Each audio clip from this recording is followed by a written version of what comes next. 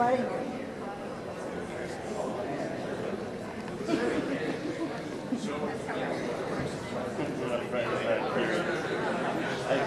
He's like, oh, should I get some He's like, all right, why? He's like, because I'm showing him the pictures. I'm like, I want to. How about that?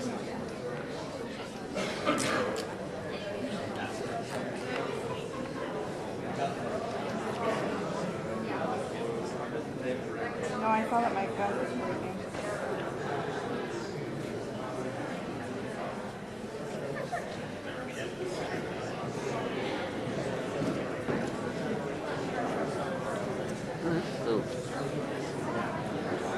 All right, good afternoon, Tampa Bay Comic-Con! How's everybody doing? Having a good show so far? Yeah! All right, I know we got some anime fans in here today. What do we, I feel like that's a safe bet, right? Yeah. All right, well, we're going to have a great panel here for everyone. Well, here's what we're going to do. I'm going to ask a few questions, and we're going to pitch it out to you guys to ask questions. We've got a couple of mics up here, so when we get to that portion, if you guys want to start getting in line behind the mics, we'll ask questions. If you have more than one question, that's okay, but ask them one at a time. Ask your one question, and then go back and get in line so that everybody has a chance to participate. Okay. All right. Thanks, everybody. We're going to get things going right now. Yay. Let's everybody give a big Tampa welcome to Eric Vale and Caitlin Glass.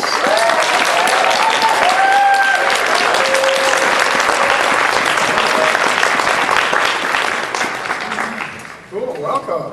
Hey. Hi. Before I walked on. Yeah, you should have. Sorry. No, that's okay. Good practices. Absolutely. All right. Well, welcome to Tampa. Welcome to Tampa Bay Comic-Con. Thank you for having us. I gotta say, voice actor panels are always my favorite. I gotta say that. Yes. Thank We you. work with these for a living. There we go. Thank you. You're not blow people away now. I keep getting yelled at by our ASL translators for not talking into the mic well enough. So. Oh, I'm sorry. Oh, that's okay. It's my fault. All right. Well, welcome. So this is great to have you guys here, and I want to. There's several things I like to get into when I talk with. When I do panels with voice actors, I love to find out how you decided to get into voice acting, because I find it's usually, sometimes there's different paths that people take to voice acting rather than traditional acting, sometimes coming from stand-up, some coming from other things. But let's start with Eric, because I have a feeling, I know, I've heard how you kind of got into it, and I think it'll lead into it, so. Hi. All right. I have been acting my whole life. From a very young age, I knew what I wanted to do, and I just followed that path through school, theater major, and college as well. And when I was in college, a friend of mine came into the pizza place I was working at and gave me a phone number to audition for Funimation, because she was working there. And she said, hey, you were always good in theater. Nice to work with. I think you'd be good at this job. Here's the chance to audition. And that's what we do. We network.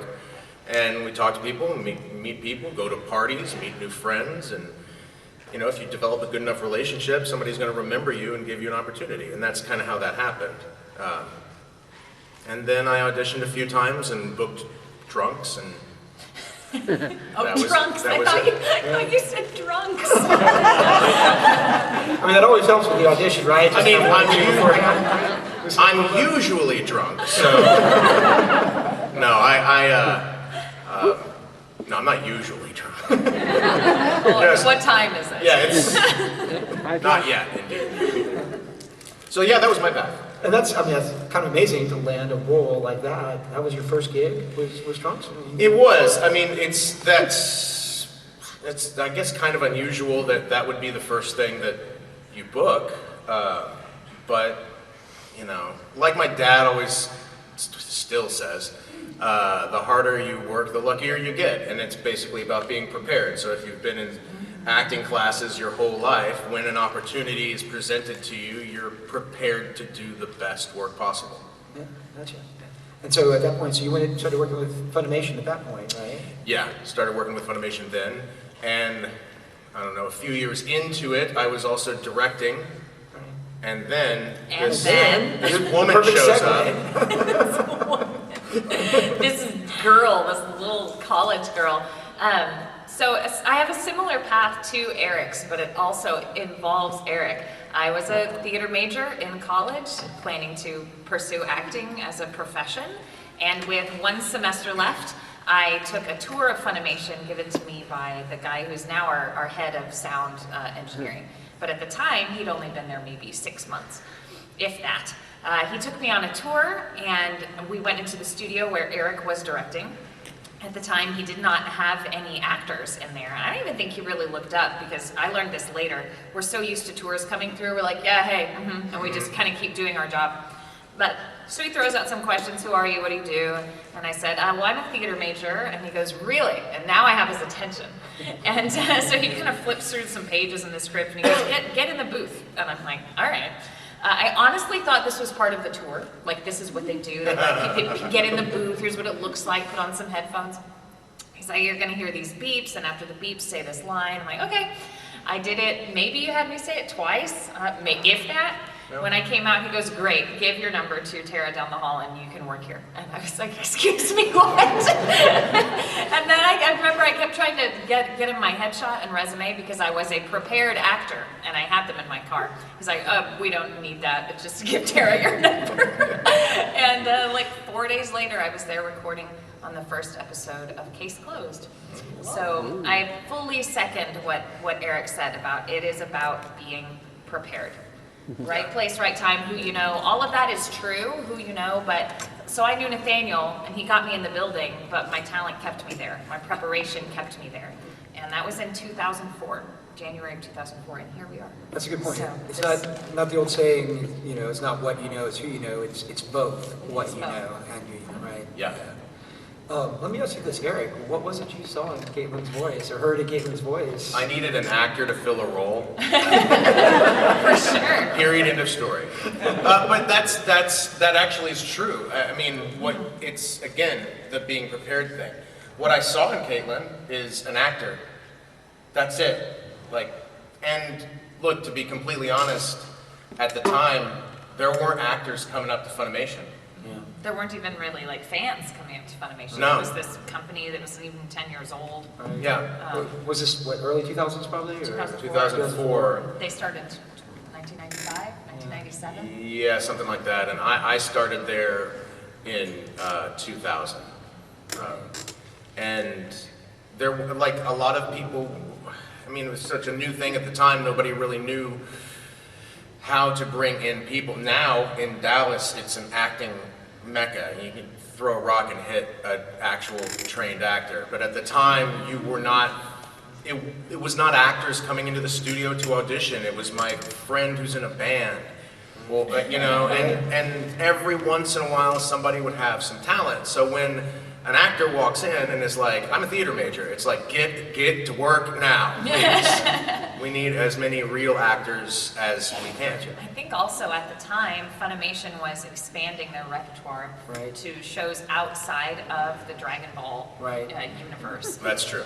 They had just finished up Fruits Basket, they just finished up, I think, Kitty Grade, and maybe, what's that one, Blue Gender? Blue Remember Gender. that back in the day? Yeah. And they had gotten Case Closed, which is, what's, not an episodic, what's that word? Like a procedural. It's essentially a procedural crime drama. So every episode you've got your 5 main characters and a slew of other people. And Funimation needed to exponentially grow their talent pool. Gotcha. And I was there as part of that. Good, perfect timing. So I mean, that's kind of, I guess, what was going on is Dragon Ball had kind of blown up, and that I assume presented the opportunity then for them to expand and really start. Yeah, that seems to be the way that it worked. By the end of 2004, we had Fullmetal Alchemist. I was auditioning for that within 6 months of working there. Yeah. Let's talk about that, because Fullmetal Alchemist is hugely popular. Both of y'all did work on Fullmetal Alchemist, right? Let's talk about that. Caitlin, let's talk about your role. What do you think about that? Because that's, you know, obviously one of the more popular animes out there. By the time we started actually working on it, I'd been mostly doing bits and small stuff. Eric really helped a lot as he was directing some of Case Closed, and he would say to me, hey, whenever we're working, like the director and the engineer, if you want to read whatever words you see on the page, if you want to mess around and play, be my guest, because we don't really know what you can do until given the opportunity. So I'm like, oh, okay. So I would do that. I would just practice saying the lines, and I'd be young or old, or case closed and doing bits was a wonderful place to cut your teeth as a voice actor, because you would go in and in one session I'd be an old lady, a little boy, a cat, an announcer, like just all sorts of things. And then I got one lead role in a show called Spiral, and I auditioned for, I almost said Fruits Basket, for Fullmetal, and it happened. I knew about the show because I had been reading about it in anime magazines. I was most interested in Alphonse, and I did not even read for Winry in the audition because she wasn't in the audition. Okay. They had another character named Rose that Colleen Clinkenbeard played, and her voice type is very similar to Winry. So by reading for that, they can imagine an actress in the role of Winry.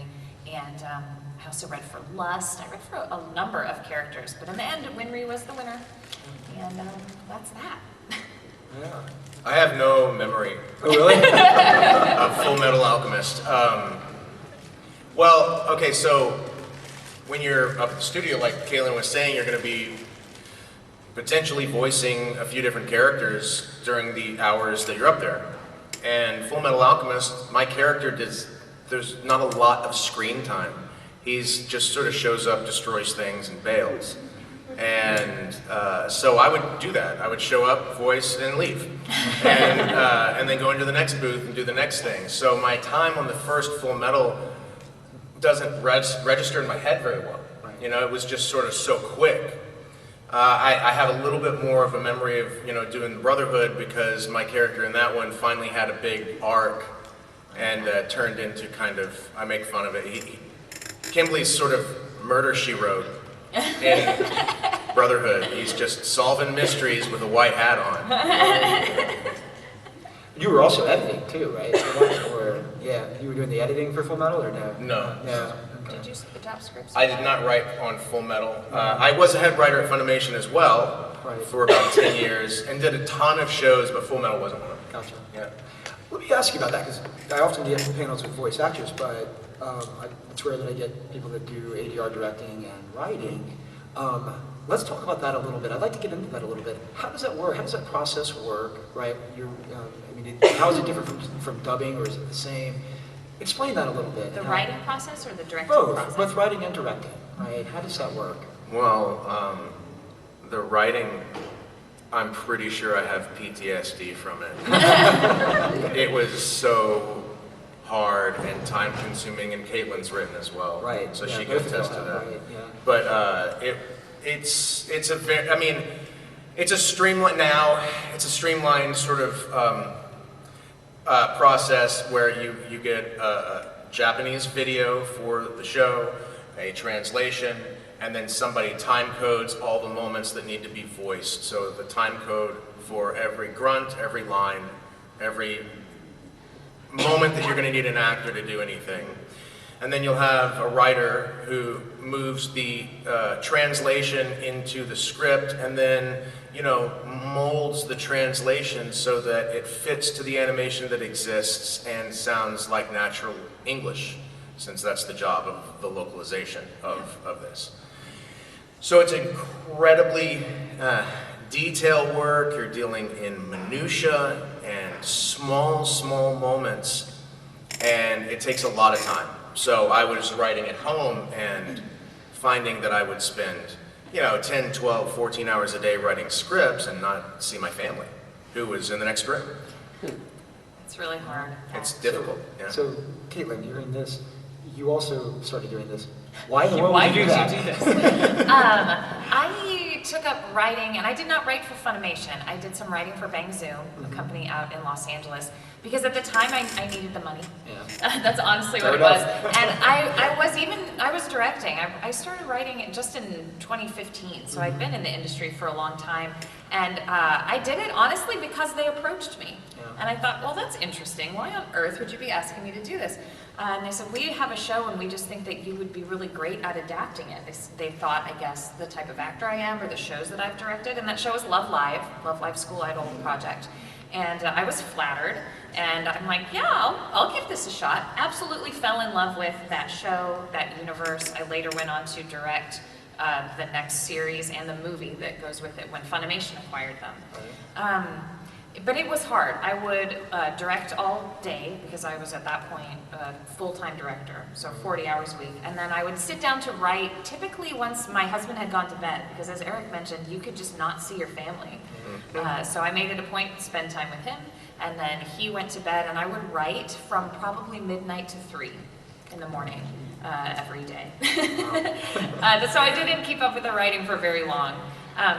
I learned so much. I think it's made me a better director, and I see what we call flaps, which is the mouth movement, a lot more clearly, and I have more creative ways to fix flap problems because of it. But ultimately, the workload increased at Funimation for me. We went from working as director on just 1 show at a time to 2 at a time. I'm like, I cannot also write on top of this. So thanks, Bang Zoom, you've been great, and we still have a good relationship, and I'm really grateful to them for the opportunity. That doesn't kind of lead to a technical question, right? Just, I mean, do you have to, do you study the way human mouths make certain sounds in order to match the animate, because you're changing it from, you know, speaking Japanese into English, whatever?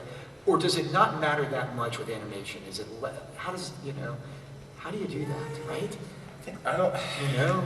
It depends. The logistics. Yeah. Like, how do you even do it? So I was at a convention a number of years ago with many Japanese guests, Japanese industry, anime industry guests, and there were some animators, and I was able to ask them through an interpreter questions about how they animate the mouth. Right. And this is going to be paraphrased, and I wish I could remember it exactly, but they said something like, the human mouth makes X number of sounds, let's just, I mean shapes, let's say 7. Gotcha. But for the sake of how fast we have to draw, how quickly we need to get these things out the door, we'll narrow that down to just 4 shapes. Gotcha. You go, okay. And most of the time, when you see characters, it's just 2 shapes. It's just open, open, sometimes more round, sometimes an E shape. I'm like, okay, cool, now I understand. Gotcha. I think as animation has progressed and gotten better, they use computers more now, and depending on the type of show, you can get very specific mouth shapes drawn, with a lot of teeth showing, a lot of lips, a lot of close-ups on the mouth, and I experienced that with Love Live, actually. And I did my best to actually match the shapes, because in this case, the Japanese bothered to draw them that specifically. Right. And I don't want, I knew this from a directing standpoint and from an audience standpoint, I don't want to get taken out of the story. Right. And if you're watching it and you completely believe that this cartoon was made in English to begin with, until you hear an E sound come out of an O mouth, I'm done. You know? True, right? Yeah. It's true. So it just depends on the show, and sometimes on the director. Some directors don't care. That sounds really mean, are not concerned. And they can let the writers and the head writers know not to worry about that. But at Funimation, our head writers know that Caitlin does care about that. So if a writer's assigned a show that I'm directing, then they know that they're going to have to deal with that. Well, I mean, that's good. It's a good point too about the immersion. In fact, because you're right. There's nothing worse than like just a second or two of bad dubbing, and it ruins the effect, right? Yeah. You know, Sorry, that was a really wordy answer. No, that's sorry. No, that's exactly what I was asking. It's interesting. We don't get that very often. Why don't we let's go out to the audience? We got a few questions here. Sure, go ahead. Yeah, you ever do the character voice like in like a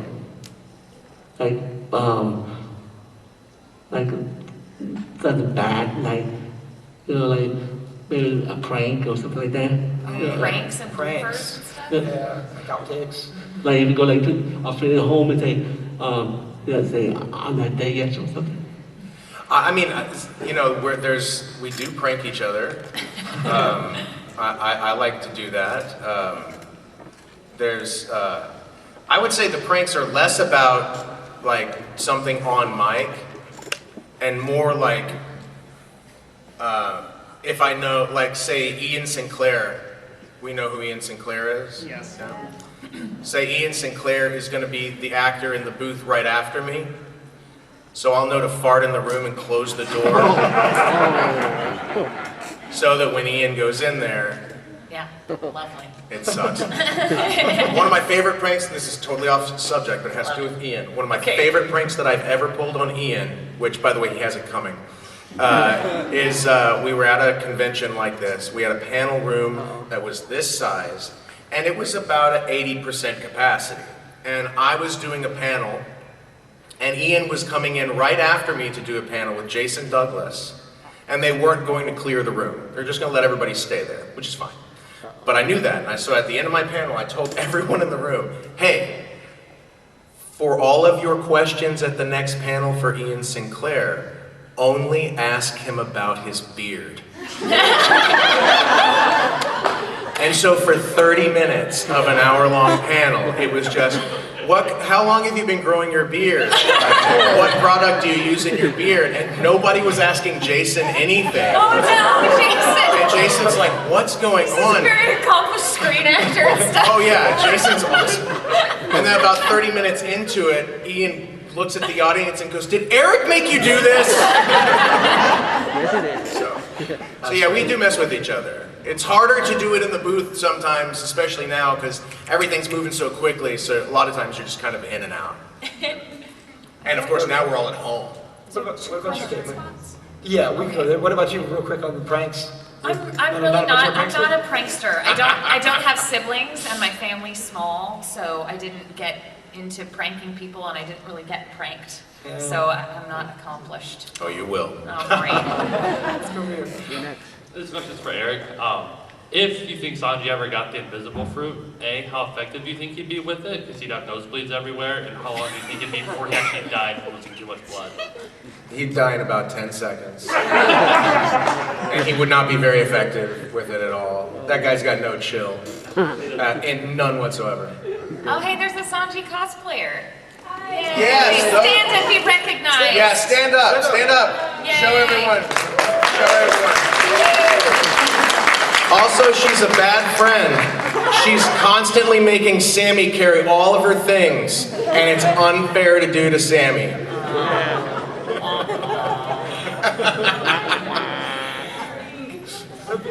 Do you have any advice for an aspiring writer? Oh, you look really cool. Thank you. You should see a doctor about those ears, though. I will let Eric answer this one since he writes things. Yeah, anime. yeah, actually, I am a writer as well, and do write a bunch of other things that have nothing to do with anime. What I can tell, what kind of writing are you interested in? Mostly fantasy. Fantasy, but you're interested in prose writing, say novels and stuff like that. All right, so what does the Joker say? Everybody knows what the Joker says about if you're good at something. You'll never do it for free. Never do it for free. So if you're good at something, you never do it for free. And that's very true with regards to art, writing, etc. So what I always recommend to writers is, first off, write every day. Second, read every day. And third, don't ever publish anything for free. Do not put your fan work out there just so people can read it. Find a way to legitimize it a little bit more. There's 1,000 different publications that you can find in bookstores, which still exist, and these like little literary magazines and stuff that are published monthly or bi-monthly or twice a year. My cousin runs one, actually, and I've submitted to her and had my stuff published in her magazine. And that's what I recommend. Get published as much and as often as you can. Yeah. Thank you. You're welcome. Good luck to you. So this is for you, Eric. Since you voiced Chunks, I've always been a huge fan of Chunks. He's Thanks. my personal favorite Dragon Ball character. What's your favorite battle or encounter that you've had voicing Chunks? Or it can be from I had a guy try to punch me on the floor of Comic-Con. So that's the biggest battle I've had as Trunks. All right. Right. That really happened. I feel like we need a little elaboration on that. Yeah, No, okay. Okay, to really answer your question, I will always go back to Trunks killing Frieza. Okay. Yeah, that's There's fair. a gentleman, That's fair. this gentleman, I don't know if he's in the room right now, but he came through and he asked me today, has there been a more iconic character introduction than that? And I tried to think about one and couldn't, but Yeah. but no, really, I was at San Diego Comic-Con on the floor, packed in like cattle, signing autographs next to Chris Sabat, and I'm sitting here, Chris is here, there's a huge line, And then a guy who Chris and I were going to go out to lunch with that day shows up and says, hey Chris, let's talk about lunch. And Chris is like, I'll be right back. And walks 20 feet to figure out where we're eating lunch. That's it. And the next dude in line starts saying things, I can't repeat here, and screaming at me, like, what are you doing? And I'm like, dude, like, he's just talking to a friend, he'll be right back. And then he starts lecturing me about how long he's been on this floor and how he's been kicked out of line 3 times, and this is ridiculous, and it ramps up and up and up, and he grabs my shirt right here and pulls me like that, and so I'm like, grab his shirt like that. Because, oh, I forgot to tell you, the guy who showed up to our booth for lunch is David Gibbons, the guy who did Watchmen. Yeah, the artist, right? Watchmen. Right? Yeah. So all of our security... Legendary, our comic artist. Yeah. Right. So all of our security went over there. So I'm alone with this dude pulling me across the table, and so I grab him. And he's right here screaming at me, red-faced, and I'm like, I'm from Texas, I know what's about to happen. And so, to get in front of it, I pulled my fist back to here, and I was about to lay him out, and then security jumped him and threw him out of the building. Amazing, thank you. You're welcome. Let's get him over there, little guy over there. There you go. Hey guys, this is a question for both of you. If there was one show that you could look back on, or like, wow, I'm really proud to have been a part of that, like the end result, what would you choose and why? Come on, we know it. Fruits Basket. Yep. Yeah. Don't cry, Kate. I was going to say, she's about to cry, guys. Don't cry. Talk about Fruits Basket. Sure, I would love to. I mentioned when I started, the first Fruits Basket had already wrapped. Shortly after beginning working at Funimation, I did watch it. I'm like, what an amazing, cool show, and I was super into it. And like everyone else, wished that there could be more. And we just figured, well, that's never going to happen.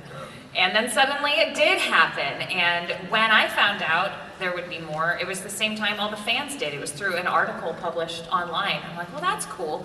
And I just assumed that if they brought the original cast back or whatever, someone who is around now that was around then would be in charge of it. Maybe Justin Cook would direct it again. Maybe Mike McFarland, who plays Ritsu, or Jerry Jewell, who plays Kyo, who are also directors. Maybe they would. So I thought about that for a couple of days, and then I went, you know what, I just want to let them know that I would be interested just in case. And I did that, and within moments of sending that email, I was emailed back like, oh good, because you've been requested by, I guess, the marketing team and the committee to direct this title. I'm like, holy cow, okay, well I guess this is happening. And we got started very soon after that. It began airing in April of 2019, but we were working on it in February, if not sooner. And it has been, by far, the most rewarding and special time I've spent as a director and as an actor, communing with the actors, telling a beautiful story, doing some difficult emotional work, and I wouldn't trade it for anything, and I doubt anything will come along again to equal it. So thank you guys for loving it. Yeah, very cool. For sure. So this first question is for Caitlin. Sure. What was it like working with Rooster Teeth to voice Willow and Ruby? Oh, okay, cool, thank you. Any Ruby fans in the house? Thank you guys for watching Ruby. It was sort of like a weird dream that it was actually happening. I hadn't watched the show at the time, but I absolutely knew what it was because a number of my friends were in it, and I interacted with the folks from Rooster Teeth a lot at conventions. And then suddenly an audition came my way for Willow, and it's actually the entire scene of her season 8, right? Season 7, whenever she showed up. It's her first scene. And I loved it because it was so dramatic and juicy and real, and things like that rarely come along, even in anime, where you get to take your time with them, because in anime everything's been animated already, as Eric mentioned, so you only have as much time as the animators gave you. But in this case, it was just an audition for Prelay, so I could do whatever I wanted. And I fell in love with the character and was really crossing my fingers hard that I would get it, and then I did. So, but then I had to do this very difficult scene, pretty emotional scene, probably 2 or 3 times when we actually recorded it for the show, and I was exhausted after it, because it's a lot. But I'm very honored to be a part of the property now, and thank you guys for watching. Thank you. Thanks. What's going on? You know, this panel. Yeah. So, Eric, I'm curious. Yes, sir. In the Dragon Ball series, who did you feel like you had the most chemistry with? Who did you enjoy working with the most? Oh, I don't work with anybody. We don't. Unfortunately, we don't. We record alone. Oh, okay. Yeah, so the chemistry that I would have would be only with the director and engineer, or director or engineer, or sometimes it's the same person. You know? So, I mean, historically speaking, the answer would have to be Chris Sabat, because Chris cast me as Trunks and then helped me find the voice. I mean, first day we got in the studio, and I'd never voiced for anime before, I'd never voiced for anything before. And we get in there and he starts throwing out things to me that I understand. He's like, hey, we want this character to be like, he goes, I don't know if you get these references, but something like The Man with No Name or Snake Plissken. And I'm like, hell yeah, dude, I know those guys. Are you kidding? I'm a red-blooded American man. I know The Man with No Name. So I did my best sort of Clint Eastwood, Kurt Russell kind of broody voice. And then we just molded it from there, and that's how it came to be. And then actually going back to what Caitlin was saying earlier, the second property that we ever had up at Funimation was Blue Gin. And then Chris cast me on that as well. So we got to play and act in a totally different character, a totally different world. And it's a really cool show. And so he and I really kind of developed that. So I think over time, that's probably the best answer. Thanks. Yeah, sure. You know, with the hair and the beard, you kind of got a Kurt Russell Snake, aesthetic going there a Dude, little yeah, bit, it's, everyone either tells me I'm Kurt Russell or Jeff Bridges. Yeah, Jeff Bridges, yeah. You can pull off the dude as well. I even have a sweater at home. I got the bathroom. Okay. I guess I should start with, what does it feel like to be less valuable than Gibbons? It's funny. He's a nice guy. Yeah. And at lunch, he really gave me a lot of crap. Oh, no. Because I was in pre-production for a feature film at the point that I had written. And this guy's, a writer. And we were talking, and he's like, so what are you up to? And I'm like, well, I'm a writer. And he's like, yeah, everyone's a writer. And I'm like, okay. And he's like, so are you in pre-production on your film? I'm like, yeah. He's like, yeah, so is everybody else. Oh. And so he kind of just notched me down the totem pole throughout lunch. But he was fun. He was messing with me, So that's a good segue, because my real question is about writing. When it comes to writing, you guys work with translations. And you're writing your translations to make sense in English. How much do you consider the poetic phrasing and the sounds that the characters are going to make versus how much it needs to make sense and be literal? Does that make sense? That's a great question. Thank you. When it comes to specifically adapting, because I think that's what you're speaking of, not creative writing. Yeah. I cannot speak to any specific writer at Funimation. I can just say me, Caitlin, when I was writing. It has to be both, because you must recognize, especially for people that prefer subtitles, I like watching shows in Japanese because I like the sound of the Japanese language. And I do think that sometimes in dubs, people aren't paying attention to how melodic something is, to the word choice in Japanese and what that sounds like, and how those sounds can affect you. So I try to keep those things in mind, and I'm listening for those things when I'm adapting. But ultimately, I suppose that something making sense has to win. It needs to win. You can't be like, well, that sounded pretty, but I have no idea what those random words strung together even meant. So you have to find a middle ground for those things. Yeah. Thank you. What she said. All right. So this is a question for Eric. Sorry, Caitlin. I wanted to give it to your husband too, but It's okay. I'll ask you the question. So kind of like what the others were saying, I'm a very big fan of Trunks. Coolest character I've ever met.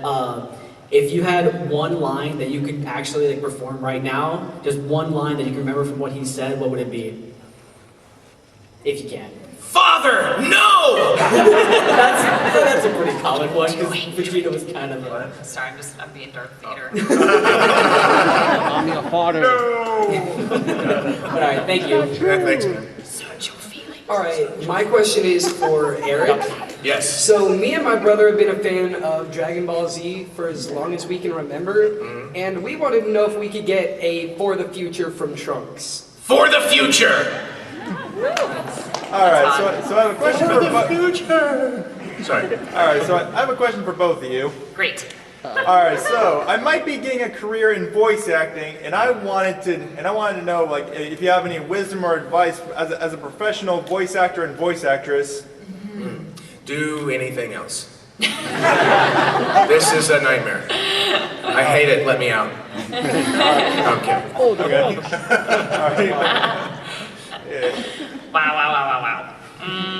I think for a lot of folks when they're starting out, they maybe expect to have some kind of lucky experience like mine. But as anime has grown in popularity, it's also grown in competitiveness for voice acting roles. So I'm definitely more of a realist than an idealist. And so I just always want to prepare people who are pursuing this to know it isn't going to be easy. And if you really want to do it, you cannot give up. And be sure to get training too, because there are plenty of people that know anime. But just like Eric said, when I walked into the building at Funimation, I said I was an actor, and that's what interested him. And that is always going to be what interests a director more, is hearing real acting, as opposed to mimicking voices that you've heard before. Yeah. So, yeah. Everybody can do voices, but not everybody can act. You know, it's the subtleties of acting that people take for granted as an audience. Our job as performers is to make something incredibly difficult and incredibly nuanced seem effortless. It's effortless when you have a conversation with your friend, right? You'll just talk. But it's an incredible challenge to have that same kind of conversation that sounds like two best friends talking when these two people maybe don't even know each other.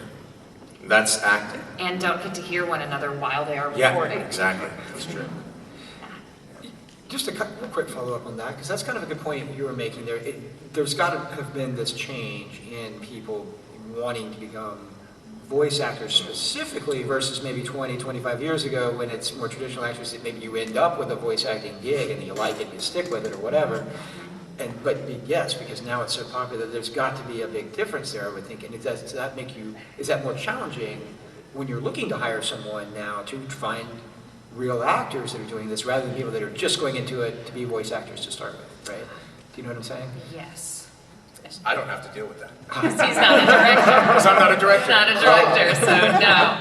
But yes, there certainly is. I mean, Eric and I were just talking last night. I am directing a show, and when I had auditions, I had 600 files to listen to. Right. 600 files, just unheard of. Thank God I had an assistant, or I would not have made it through all of those files. So yes, it is highly competitive. But I will say, because you mentioned, how do you differentiate between the real actors and the folks just wanting to be voice actors? I would hate to say real or actors. the mimics. No, I'll say it. Okay. Real actors. Okay, people good. who are actors Gotcha. with their voice. Versus folks Real voice wanting actors, to become voice actors who have specified in just that. Or they even narrow it even further and they just want to do anime. And I say, but why? Right. Then you're not really wanting to be an actor. We are actors because we want to tell stories. And in fact, we have to. Like, we can't do anything besides that. But I can, anyone, I hope anyone, we could hear the difference. If I said, here's a seasoned actor, here's someone I've never heard of, and they apparently like anime. Right. We would be able, like, even if I didn't tell him, hey, pick the seasoned actor versus the anime fan, in a heartbeat we would know. So like you must become an actor first. I was at a convention in the spring in West Texas, in the middle of nowhere, and I had a unique experience. I had a young woman approach me asking about acting advice, and she was not asking about voiceover. She was just asking how to be an actor. And then I was like, oh, you want to be an actor? And she's like, yeah, how would you recommend going about that? She's like, I'm certainly interested in voice acting, but I want to be an actor. I am a theater major right now. I graduated from my theater department. I'm a theater major at a junior college right now. I'm looking to transfer to a bigger college with a better acting program, and I was looking to get some advice on that, and I'm like, oh my gosh, please, thank you. I have never in 20-something years had a person do it right. And she was there, she's like, here's all the boxes she's ticking off, she's saying exactly the right things, but most importantly, she's doing the right thing to be a professional actor. She's taking the steps, and so I still mentor her. She emailed me a couple of weeks ago and she's like, okay, so I'm doing this really crappy movie and everyone's acting unprofessional and it seems like the movie sucks, but I don't want to act poorly in it, so how do you perform in something you know is terrible but still do the best job you can? And I'm like, man, these are the good questions. And these are the questions that a real actor is going to ask. And there's a big difference there. Very cool. Thanks, man. Thanks. Yeah, no problem. Oh, we got some over here. Yep. Hey, nice shirt. Thank you. My question is for Caitlin, since it hasn't come up yet. I wanted to know what your experience was like doing the voice of Haruhi on Host Club. Yay! I'm Haruhi Fujioka. Welcome to the Host Club.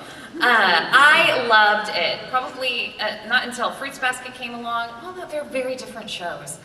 I think of the 6 months that we spent recording Oron as like some of the happiest, most fun time I've ever had in anime, period. And if I could go back and relive 6 months of my life, it would be those. I had a blast. It was really hard work, but it was so fulfilling because everyone was so excited to be a part of this show that at the time we hadn't seen anything like this before. It was so zany, so bananas, and then to really get into it with the fans and for it to still be something that is so meaningful, and it's a show that's a lot of people's first anime, and I'm very honored. I loved playing Haruhi. It was fun and a challenge for me because I hadn't played a boy voice type yet until she came along, and yeah, it was super special. I love her. Thanks for asking. Thanks. Go ahead. All right, for Eric. Back in 2007, I believe it is, you guys got the rights to One Piece. Were you guys like, I don't know if concerned is the right word, but because 4Kids had the rights before you, were you guys like going to, I'm trying to say like, because they have a bad reputation now for like the One Piece dub. Mm-hmm. Were you guys concerned that would like affect you guys as well? No.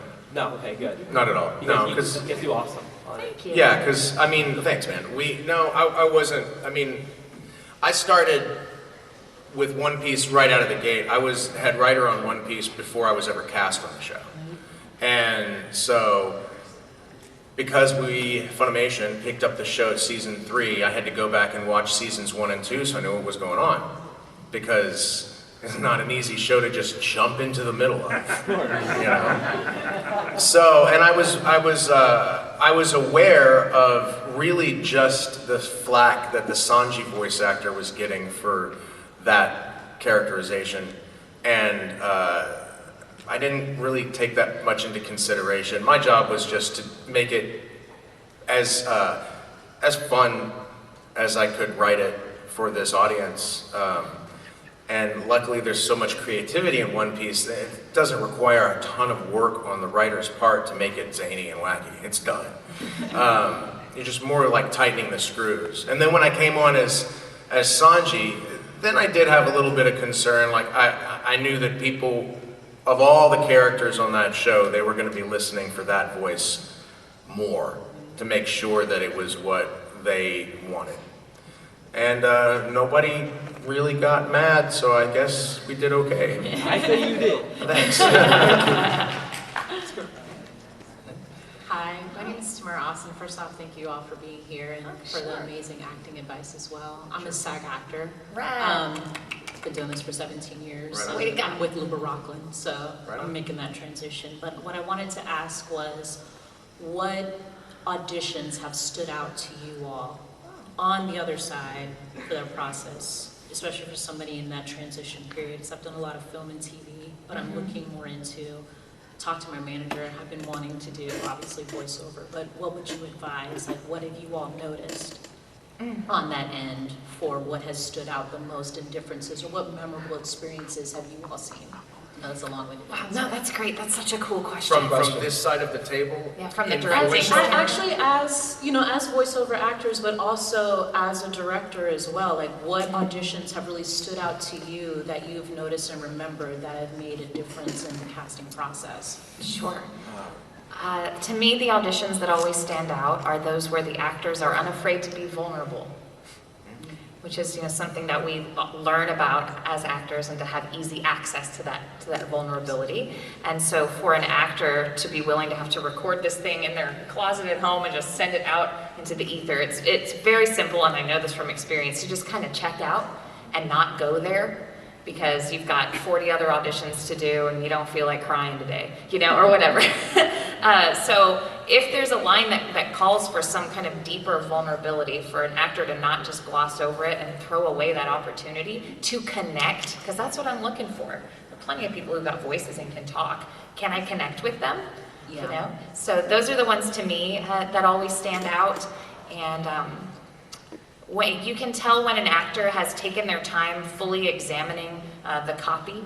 The copy is the words that you're saying in your audition, as much as possible. Like directors, at least at Funimation, we spend so much time putting our sides together. It is an hours-long process for me. It could take over a day. To choose all of the right lines that I want to hear each character say, make sure there's bios for all of them, something that tells you about the entire show. And you may come in and you're only going to pick 2 out of these 10, and only 3 of them are female anyway, but I can always tell who's taken the time to actually read them all and get bits of information from every character to learn about this world, so they know who this girl is talking to in her scene. And directors even put notes after every line to tell you she's yelling, she's crying, something. They give you context, and people ignore that context. I ignore their audition. I don't have time. Like, I can tell, like, oh, they didn't read the copy, and I won't finish listening to it, and I'll move on. So, like, use everything that they give you, and be fearless.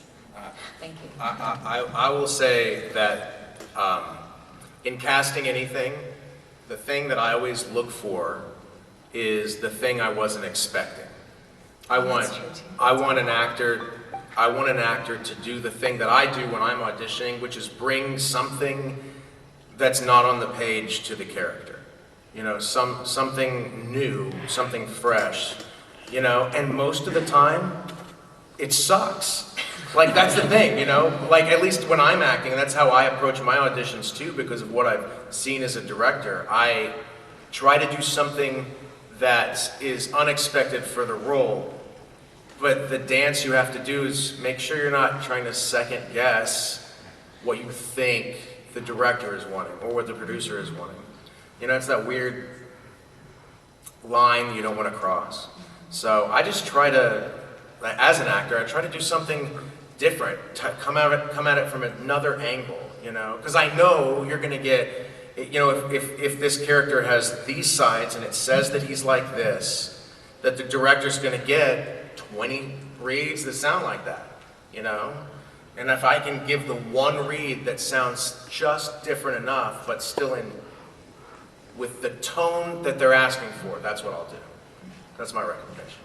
May I ask, sorry, another part? We're almost out of time. Let me get one more. Sorry. Absolutely. Oh, no, hold on, real quick. Okay, I really want to hear it. How would you capture that, though, in a voiceover, particularly? Because, like, I can understand, like, in a taping, there are nuances, but, I mean, are voiceover auditions on tape as well where you can see the actor, or are they simply audio recordings? So how would you be able to capture an opposite of a moment? These are good questions. Are you voicing? I'm sorry. No, these are good questions. Are you doing any voiceover right now? Are you recording any voiceover auditions at home? I've done some, but Okay. mainly I just do, of course, like film and TV. So That's what I makes do, sense to me. what I do is I pay attention to the waveform when I'm recording a voice. Wow, yeah. The way it looks. Right. I'll record the audition 2 or 3 times and look at them and see. Just take 1, 2, and 3. Do they look similar? And if they look similar, I know which lines are sounding similar. So I know where to change some emphasis or change some of my tone. So it's a little bit of both, like Yeah. feel and visual. We really get excited to get to talk about our craft. These are great questions. Right? So something that I tell, like I work with a lot of stage actors in Dallas, and I bring them in to do a voiceover because I love their stage work.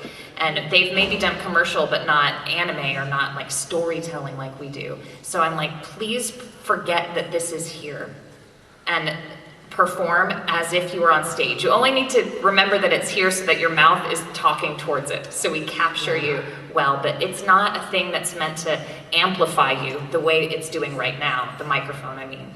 But when we're recording for anime, the microphone works the same way as a camera. It's there to capture you, so it can pick up what you're not laying down, and that means the big stuff and the small stuff. So, because you're asking, how can the director hear it if they can't see you? We can hear it. I want to show something. Okay. Film actor. How many times have you had to do this? I'm Eric Vale. I'm from Dallas, Texas. I'm 5'11".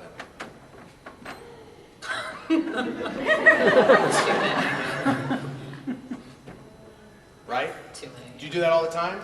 Every slate. You know what you never do in those slates? You never talk to somebody. You're just slating. And what I've started doing is I'm like, hey, what's up? I'm Eric. Obviously, this is my body. I'm 5'11", and I'm in Dallas. Hey, give them your personality. Yeah. You know, that's what I do, and it still hasn't booked me a job. We